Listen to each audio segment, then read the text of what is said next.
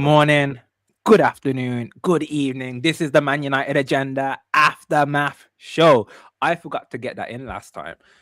So making sure you people know it is the Aftermath Show. It's the day after the night before. Manchester United, we drew to West Ham. The Hammers bubble was burst, as the gentleman mentioned last night. But we're going to talk about that. We're going to talk about our feelings. That's what the Aftermath Show is all about. Our feelings. We've had a night's sleep. We thought about it. People in the chat. I only had 4 hours sleep there, bro. 4 hours sleep. 4 hours sleep. All night. Couldn't sleep because of that 1-1. That 1-1, the 5 in a row did not get achieved. We lost the World Cup final. That's how it feels. That's how it feels. But people in the chat, if you have not done so, please smash the likes. It always supports the channel. Really do appreciate you. Big up yourself. Yaba, you've had a 4-hour sleep. How are we feeling? Yeah, with 4 hours sleep, I'm a bit groggy. We were talking about sleep earlier, and I don't know about you guys, but yeah, I thought 8 hours was traditional, and maybe it's not. But anyway, it's the morning after, the night before. I wake up, a turn roll over, and I'm looking at Man United and still pretty face, and it's still pretty. It's still pretty. I'm quite happy, content with what we did. And like I said yesterday in the aftermath show, how dare I? In the post-match show, I said that I was still skin and teeth. I'm still happy because we showed character. Because we were going to have a situation where we were going to be under it or be a goal down and have to show something to come back. And all signs are that we're alert. We're active, we're reactive.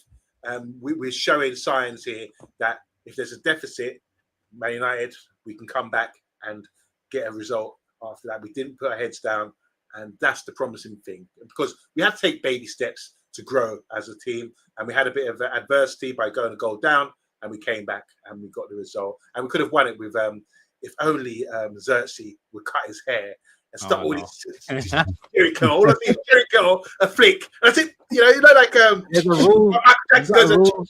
We've got a rule for this show. We are not talking about hair.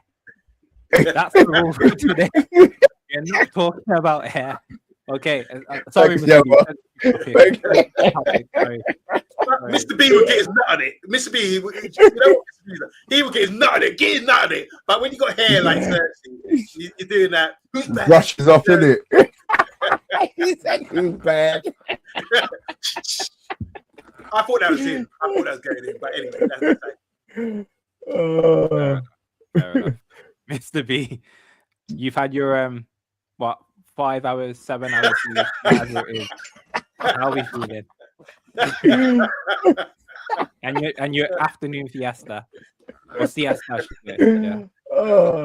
I'm good. I'm good. You know what? Yesterday, I wasn't disappointed. Yesterday, I wasn't vexed. Yesterday, I wasn't even disappointed. I wasn't surprised.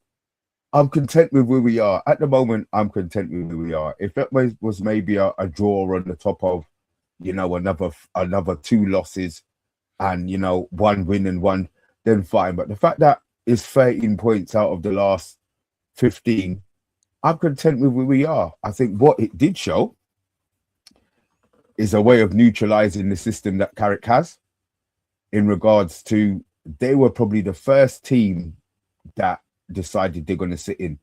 Tottenham, they might have wanted to decide that they were going to sit in, but one, their manager probably couldn't coach them, and 2, they probably weren't listening to it. This is the first team where they had decided, and you could see it, we're not passing through the middle of the park. We are not going through the middle of the park. You have to go wide. We didn't have the wide men to counter it. And then we started crossing when Sesko wasn't on. Yeah.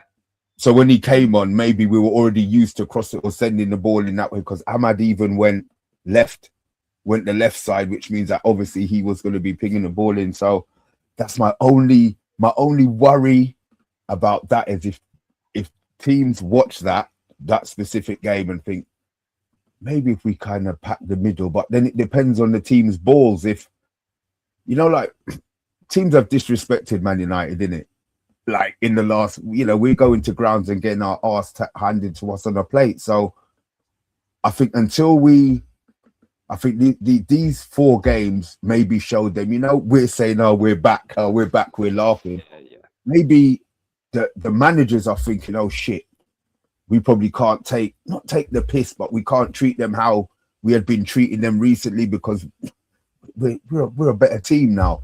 You know, I'm content, Rio. What about you? More importantly, on your with your 4.25 hours sleep. I'm gonna say, yeah, I'm suffering with my lack of sleep. I need to improve it. I think content's the key word. I think content's the key word, and it's like you're reading my notes. To be fair, 13 points out of 15. I've got that written down, and it is like when you pull it in perspective. And I mentioned it before. The game felt like it was built up for something that it wasn't. It was a normal midweek fixture against West Ham away. That's how we should have treated it, not someone getting cut. Yeah. So when it felt like that, it felt like a big parade, and it wasn't. It was not. It was business as usual. You know, on a normal day, we would have gone to West Ham and said, you know what, it's going to be a tough game, midweek fixture that the team haven't been used to for a while. You know, so that might be a caveat. I don't want to start talking about tiredness, but go on. No, that I mean, you know what? It could be the fact that they've been used to playing once a week. Maybe it was a jolt to the system. Maybe because now they're not going to do nothing for 10 days or whatever, how much days it is. So maybe we should be worrying about the next game in regards to the fact that they're not going to have any game time now. It was Carrick's first time. Oh, obviously, when he came in, he had 2 days before the Man City game. That's different. But this is his first time to only have a short gap. So he might go away and kind of look at himself and go, okay, what didn't work? What did work? Who could we have utilized earlier? I agree, Shesko should have come on a lot earlier. The game was kind of screaming out for him to be brought on because of the crossing situation. But yeah, I think it was a good learning game. I think that's what we'll take away from that. I think the whole team will come away and we'll see things that we can improve. Individual players can improve in certain elements, but overall, I think the key word for me is content. Chat, what do you think? Obviously, everyone's had their own sleep, but it'd be interesting to know what kind of hours sleep do you get? 4 hours, 5 hours, 1 hour? Some of you cyborgs that do not sleep, we don't know. Let us know. Hi, all Vinny. Hello, Vinny. Good evening. Good afternoon. Solo, big up yourself. Big up yourself as always. Andrew, no nonsense, please, real. Had enough of your gas. Bloody hell. Bloody hell. Really, you only said it was evening. No, that was from the beginning as well. Last night, every time I tried to write Yaba name, it has been sent by YouTube. Oh, what? Okay. Have you been banned? Is your name banned? But you've done it tonight. It's worked tonight then, Vinny, I'm guessing. So it's all good. It's all good. Andrew player ratings. Ooh. Quickly skim over the player ratings. Laman 7. Shaw 6, Leacher 8, Maguire 6, the low 6, Casemiro 8, so man of the match. Mainu 7, Bruno 6, Ahmad 6, Cunha 6, and then Bruno 6. So, Andrew, so you're not kind of, so you're not too displeased with the team, but you're kind of in the middle with that, and I agree with that. Go on, Yaba. Quick question, because it's just coming to me now. So we made 2 subs. Yes, 3 subs. Maguire for Euro. Yep. Yeah. Xerxes for Dalot. Yeah. And then we had Mateus Cunha came off for Xisco. Yeah. So I was looking at the end of the game. We were really going for it. I mean, this is compared to how we used to play. Defenders coming on the shore at the game under Amarin. And at one point, I'm thinking, wow, we got like Sesko and Xerxes down the middle. We got, I think, maybe Bruno on the left, and maybe. I think Mbema might have been. I think Mbema was right back. I actually think he was right back because Dalot was still on the pitch. Oh, was he? Amad Diallo, sorry. Yeah, Diallo was still on the pitch. I thought it was Mbema. I can't remember how we were set up. But I know at one point we had 2 central strikers.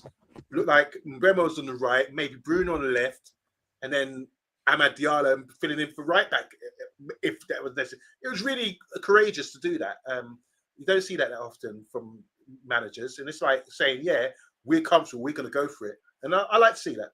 It could have gone pear-shaped with that kind of openness, but we went for it. And we had, like you said, we created chances towards all the way to the end. So I like Carrick for that. But you say that, you say that though. Is it what did you say? You said, oh, like you don't really see managers do that. No. Or is it because our previous manager didn't do that? Sorry, so we've been deprived of that, and maybe that's the normal that other managers should be doing. Because I've been kind of looking into that and kind of seeing, are we going like for like?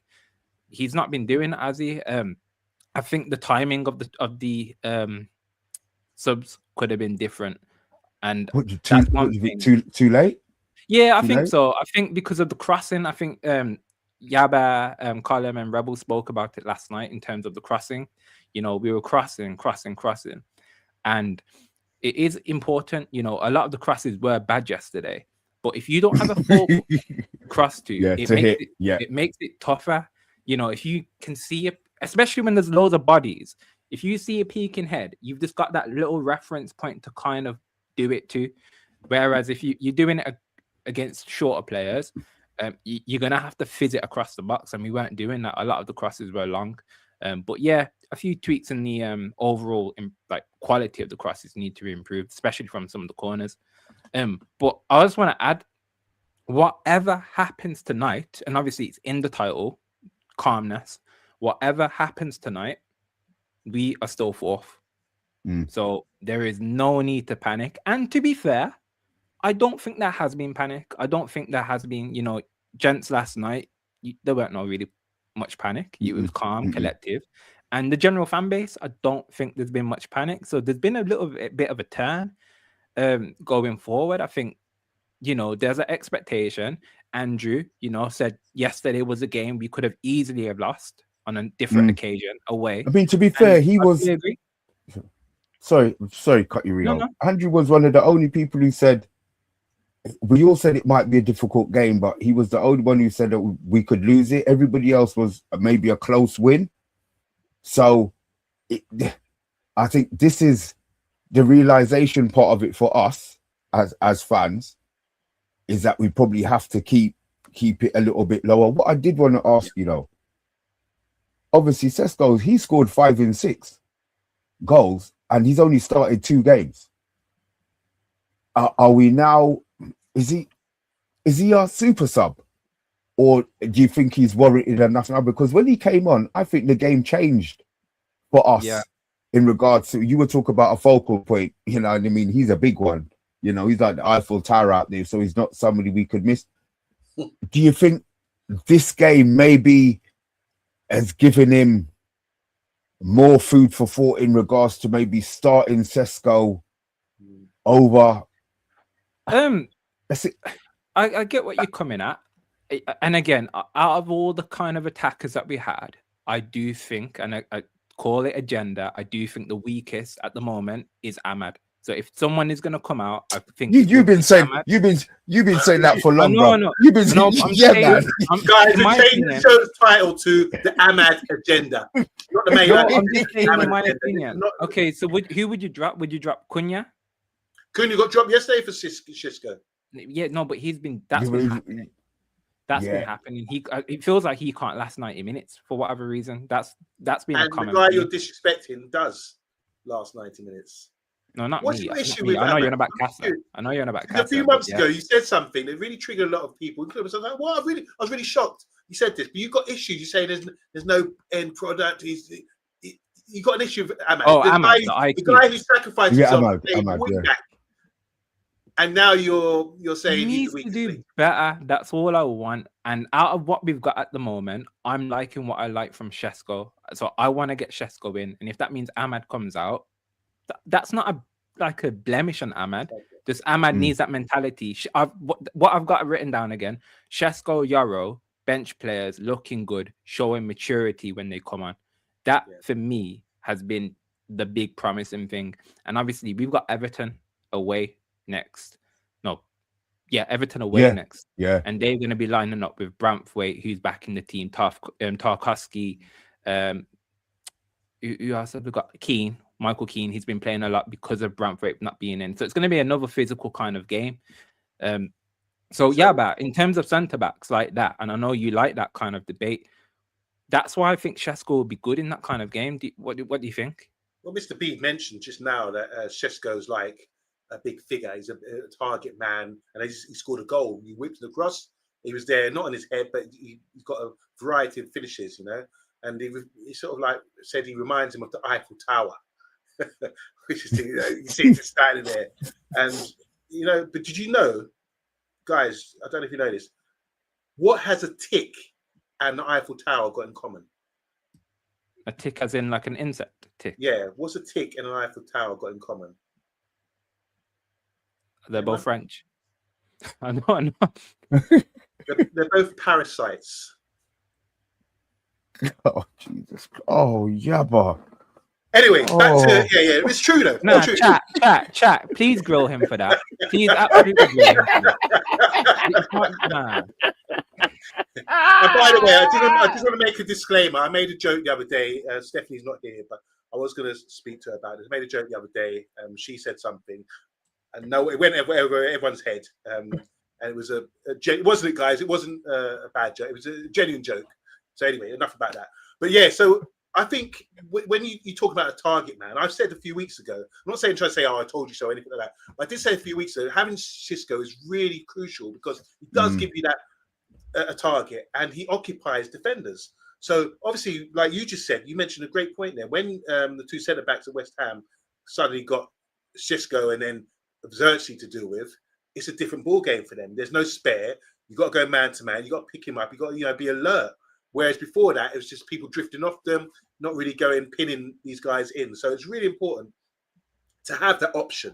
Now, whether you start him going forward, that's up to you. But I really feel that what he's displaying, you're slowly bringing this guy into the team, and it's everything. He's ticking boxes, isn't he? He scored a great goal. He leaps up in the air. He's got the highest jump.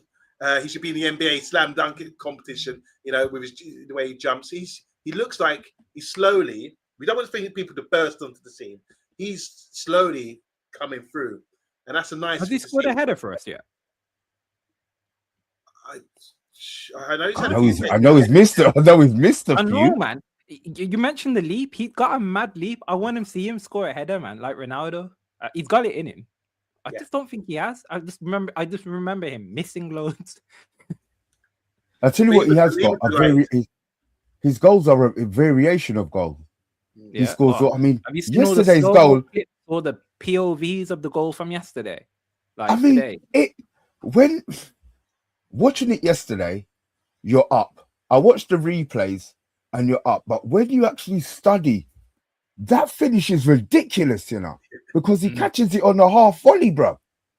I didn't realize technically maybe how good it was yesterday.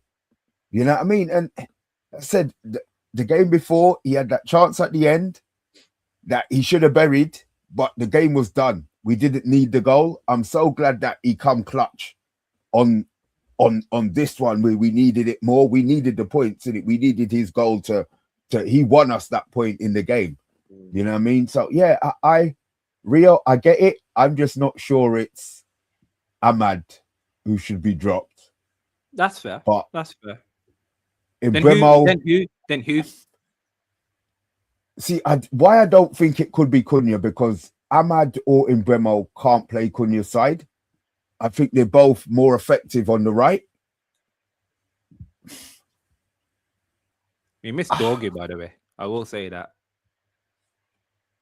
You think what in the one game that the 2 games that he hasn't been playing? You think we've he just in situations like what happened and how the game ended up being, just that kind of whipping the ball in kind of winger style. We don't have that, and Ahmad was doing it and beating men on the right side, but he cuts in and does it. Yeah, he chops. That natural. I'm gonna just whip it in to cause panic. But yeah, again, so I interrupted. Then who do you take out? Or do you keep it the same? For me, it's Cunha. I think Cunha is the guy at the moment you take out because he's not being consistent. He knew he had to come off yesterday. He's hot and cold at the moment, in my opinion.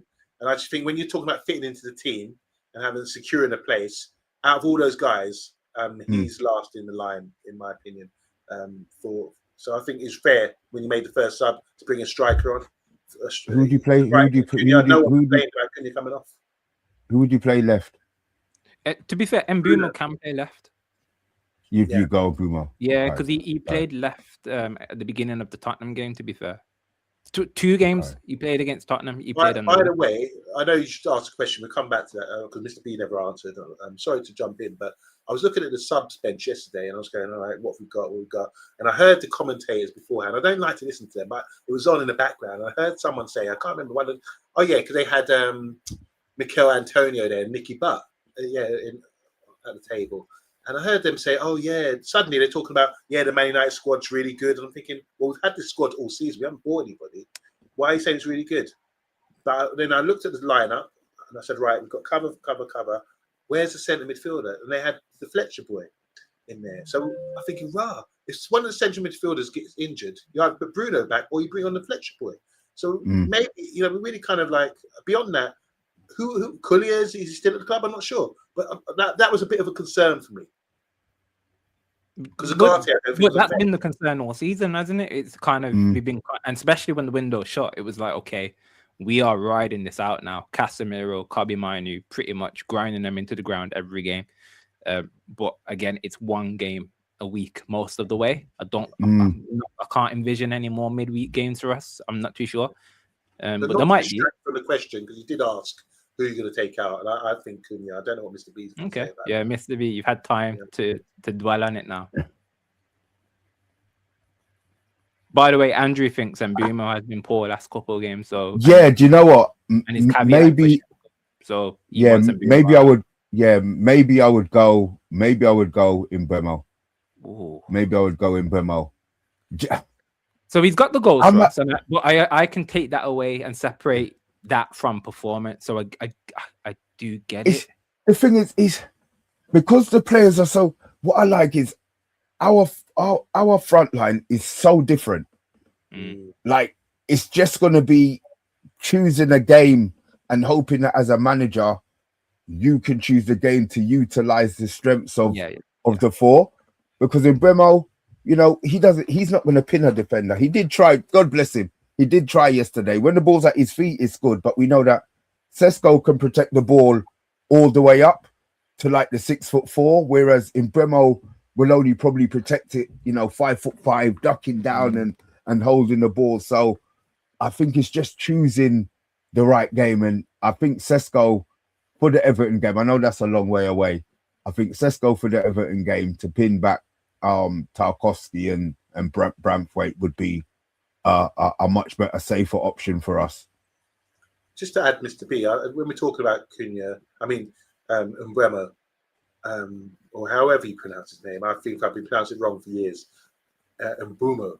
That's the one. Mbeumo, yeah. So when you're talking about him, what's really surprised me is his technical ability is a lot better than I thought it was. I thought he was just a quick guy who's physically strong for the Premier League, but he's actually got some techers. I've seen him try some outrageous things, and he's better than I thought. All round. He's got attributes to his game that I wasn't really aware of. So I'm really happy about that. Vinny, I told you now see Rio wearing these Man United jackets. I think it looks good in the Stone Road.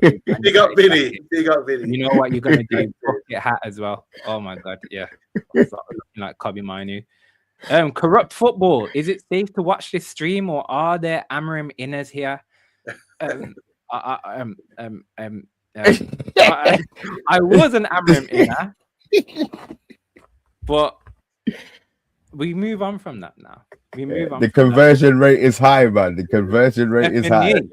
What time do you call this? Steph, we've got it out the way. We've banged it out early, 7:00.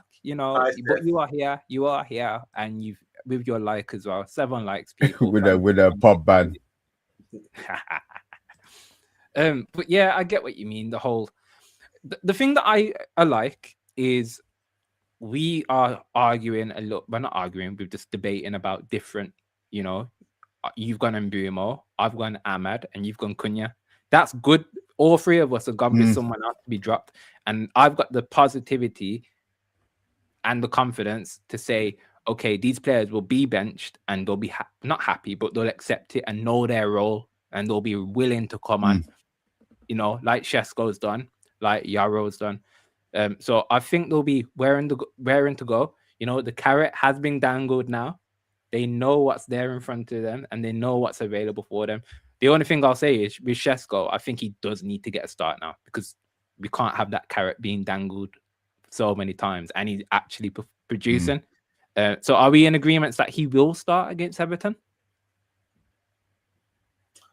It's a good call. I mean, like if he doesn't get injured in the next 2 weeks. I wish he didn't say that out loud. You know what? It's a really good call there. It's up to the manager. And this is the selection dilemmas you should have. If things are going well, you should have dilemmas that someone will come to the bench and say to you, what about me? That's what Xisco's doing right now, with that great finish and saving the manager's bacon. Not as bacon, but you know what I mean? Like giving him elation when he's coming off and making him look like a genius. Like the other day, by the way, we've got to talk about Johnny Evans' contributions to set pieces because we're improvising at the moment. That's another good thing about the club at the moment. So yeah, I think it's there for consideration and it's a good dilemma for the manager to have. And I wouldn't be surprised if he did start against Everton. Here's a dilemma. Euro came on yesterday, and I actually think he saved our arse a couple of times yesterday. He did, to be especially when we were playing high, looking for the other goal. One, I'm glad he seems to have. That game, I think, would have given him so much confidence moving forward because you can tell he had been playing without a level of confidence. I don't expect him to oust Maguire. Nice. But do you feel there could be a game this season where he would be trusted to get the start, or do you think it's going to be again cameos? Because did Maguire come off because he was injured? Did he come off because it was a tactical one, or did he come off because he knew he wanted to go really, really high up the pitch? And Euro's obviously. I thought it was tactical. Yeah, I thought it was tactical. Not in a horrible way. I just thought because we are pushing a little bit more, we're coming to the end of the game. Let's just get that extra bit of pace. And it showed the extra bit of pace did kind of show towards the end. And I think Maguire was holding his hamstring at some point. So maybe it's just preservation. We do need to go for this game. Because at the same time, when he did come off, people were saying, I did see it, why are you taking Maguire off? Because you need him in the box for the last minute headers. But maybe why we shouldn't have to be relying on Maguire for that anymore. We've got attackers that should be able to do that. Why? I don't like this throwers. You get what I mean? I don't like throw a centre back in the box, like to be a striker. I get that. So we went for the game a little bit more. We've gone up an extra 10, 15, 20 yards. Leacher and Yarrow. And it weren't like, Maguire, you've been bad. Maguire's been incredible over the last couple of games. So it's just preservation. You've done your duty. Another one, Maguire, you've done your duty. You're going to be on the bench now. Come next game. If you fit, you're fighting. We're not going to change it. You come straight back into the squad. And that should be it. I don't think Yarrow starts. Well, I mean, look, we've got two great youngsters, Heaven and Euro as well. So we're not talking about Heaven. A few weeks ago, he was talking to town because of his performances that he had, So it just shows you we've got a bit of depth there. And it's nice when the depth is not these old guys coming in. It's guys that you're excited to see develop at the club. And they definitely are two players that I think have got a good future at the club. If they get their head down and understand they're not going to be first teamers as yet. You've got to work your way into the side. Even Xisco, who's not prolific, but he was the main man at his previous club, can't just walk into the side. And I think it's a good thing. It's humbling and it makes people motivated to get in, And I like the unit right now. I'm not there firsthand, but I think there's a great sort of atmosphere amongst the players. Andrew, Maguire playing well with Leacher. I agree. I absolutely agree. Stephanie, Lenny Longlegs was immense. That will do his good. Definitely. Andrew, anyone think Leach's passing has been a big factor in our resurgence? I like. He doesn't lose the football. He doesn't lose. He did yesterday and put Bowen on the. I was gonna say yesterday that little pirouette that he did yesterday. Yeah. It came up on one of my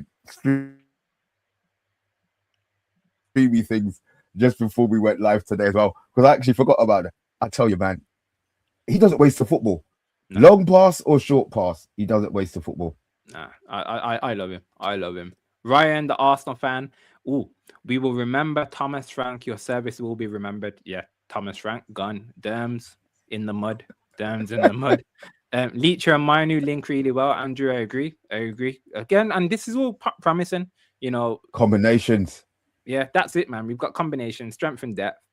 I can't really say too much more, to be honest. Only Lemons, Casemiro, Yaro, Shesko, and Xerxes were decent last night, and 3 of them were substitutes.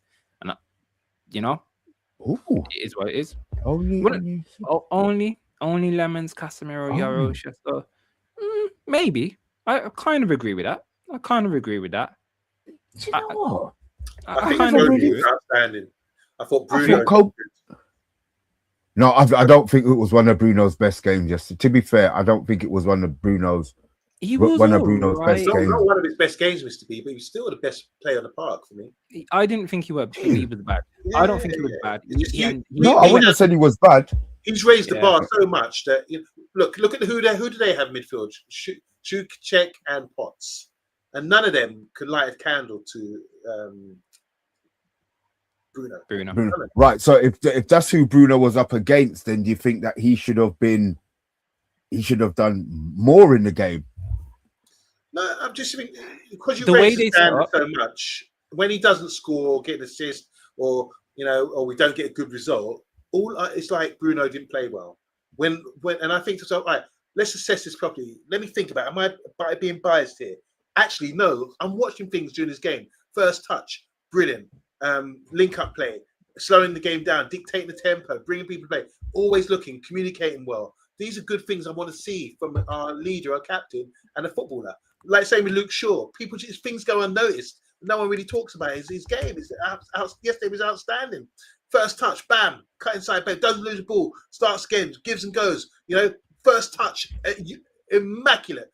These little things I'm watching. Say, ooh. So if you're going to do a watch along with me, all you'll be seeing is ooh, ah. Nice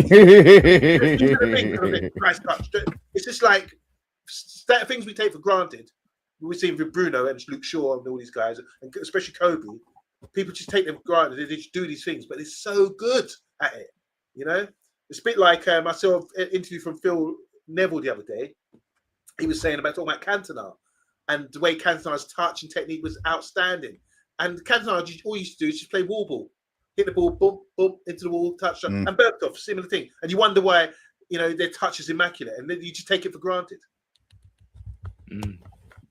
Yeah, I personally didn't think he had a bad game. I know you're saying, Mr. B, you saying he didn't have a bad game, but again, we are putting him on this pedestal, and against West Ham, he will struggle a little bit in those kind of games where he's not an Iniesta intricate, through short small spaces. He's definitely not. Hammers football. Good evening, football as well. One question: where did 7 minutes come from? We're not talking about the added time. Don't worry about the added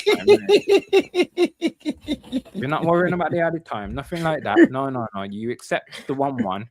You stopped our streak. Just accept it and be happy with that, kind sir. Accept it. What I will do, I will explain. The first half, there was 4 seconds of injury time. 4 seconds, that was it. 45:04 it stopped at. So, Tony, you need to blame the ref, mate. You need to blame the ref.